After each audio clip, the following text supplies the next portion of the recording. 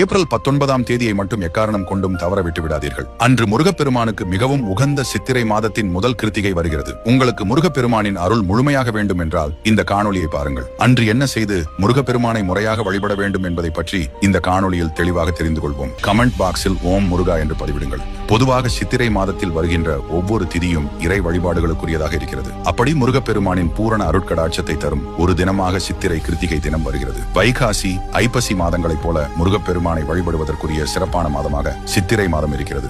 இந்த மாதத்தில் வரும் கிருத்திகை தினத்தன்று முருகப்பெருமானுக்கு விரதம் இருந்து வழிபடுவது நன்மை தரும். கிருத்திகை நட்சத்திரம் சூரிய பகவானுக்கு உரிய நட்சத்திரமாகும்.